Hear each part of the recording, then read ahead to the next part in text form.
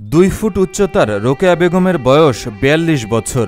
বয়স বাড়লেও বাড়েনি উচ্চতা, যে কারণে সামাজিক বিড়ম্বনার পাশাপাশি মানবেতর জীবনযাপন করতে হচ্ছে তাকে। আমি রোকেয়া, আমি খাটো মানুষ বলে আমাকে কেউ কাজে নেয় না। 42 বছরের রোকেয়াকে প্রতিনিয়ত শুনতে হয় কটু কথা। তার বাবা মারা গেছেন অনেক আগেই, মা থেকেও না থাকার মতো। প্যারালাইসিসে আক্রান্ত হয়ে রোকেয়ার মা আমেনা বেগমও আলাদা করে দিয়েছেন রোকেয়াকে। পরিবার সহ সবাই যখন রোকেয়াকে ত্যাগ করেছে, তখন তার সঙ্গী হয়েছে একটা কুকুর। আমি তো চলতে ফিরতে পারি না, সামান্য এটা তারিখে কুকুর পালি। এই কুকুরটা আমার সাথে থাকে, হাটে বেড়ায়, যায়, খায়। তার শরীরের আকৃতি ছোট হয়, তাকে কেউ কাজেও নিতে চায় না, সবাই তুচ্ছ তাচ্ছিল্য করে। জীবনের 42 বসন্ত পার হয়েছে, যেখানে কেউ কাজেই নিতে চায় না, সেখানে বিয়ে শাদী তো অনেক দূরের কথা, আবার বিয়ে হয় না বলেও শুনতে হয় কটু কথা। আমার বিয়ে শাদী হয় নাই, আমাকে কেউ কাজে নেয় না।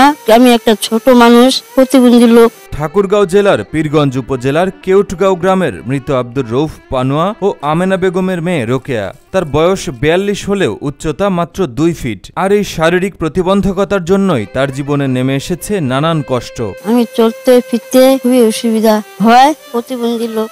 আমি একটা অসহায় লোক, কত কষ্ট করে চলি। কোথাও ঠাঁই না হওয়ায় রোকেয়ার আশ্রয় হয়েছে আশ্রয়ন প্রকল্পের একটি ঘরে, যেখানে তার সাথে কেউ থাকে না বিধায় একটা কুকুর সাথে রাখেন তিনি। এই যে একটা প্রতিবন্ধী রোকেয়া নাম, ও এখানে গুচ্ছ আরামে ঘর পাইছে একটা, এখানে থাকে, ওর সাথে কেউ থাকে না, একটা কুকুর পালে। আর ওর চলতে ফিরতে একটু কষ্ট হয়। যদি সরকার যদি কোনো কিছু ওকে সহযোগিতা করে, তাহলে ও একটু ভালো হয়। স্থানীয় এই শিশু জানায় রোকেয়া তার থেকে উচ্চতায় ছোট, প্রতিবেশীরা কেউ তাকে কাজে নেয় না। ভিক্ষা করেই কোনো মতে চলে যাচ্ছে রোকেয়ার জীবন।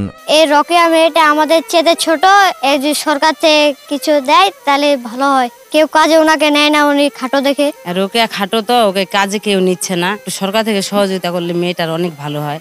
সরকারি ঘরে থাকে সে, সুযোগ সুবিধার অনেক দরকার। তার বিয়েও হয় না, কর্ম করে খাইতে পারে না। রোকেয়া জানায় সে শারীরিক প্রতিবন্ধী, উচ্চতায় ছোট বলে কেউ কোনো কাজ দেয় না। রোকেয়ার এই জীবনের জন্য সে মোটেও দায়ী নন। ভাগ্যের ফের তাকে এমন গড়ন দিয়েছে, ভাগ্যকে দোষ দিয়েও কোনো লাভ নেই। পৃথিবীতে যখন এসেছেন তখন সংগ্রাম করেই তাকে বাঁচতে হবে, কিন্তু কেউ তাকে কোনো কাজই দিতে চায় না বলে দিন দিন মানসিকভাবে ভেঙে পড়ছেন রোকেয়া। সরকারিভাবে কোনো সহযোগিতা পেলে হয়তো একটু ভালোভাবে চলতে পারবেন বলে জানান তিনি। আমি সরকারি ঘরে থাকি, সরকার যদি আমাকে সহযোগিতা করতো তাহলে আমি চলতে পারতাম। রোকেয়াকে ইউনিয়ন পরিষদ থেকে একটি প্রতিবন্ধী কার্ড করে দেয়া হয়েছে, সেই সাথে তার একটি কর্মসংস্থানের ব্যবস্থা করার আশ্বাস দেন সোনারগাঁও ইউনিয়নের চেয়ারম্যান সাইদুর রহমান। রোকেয়া নামে যে একটি অসহায় প্রতিবন্ধী মেয়ে রয়েছে, তার সে অত্যন্ত একজন প্রতিবন্ধী এবং অসহায়।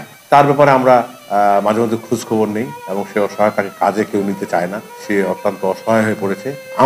আমি 9 নম্বর সেনগাঁও ইউনিয়নের চেয়ারম্যান হিসাবে তাকে যতটুকু পারি আমি সহযোগিতা করার চেষ্টা করছি এবং করবো আগামী দিনে ইনশাল্লাহ।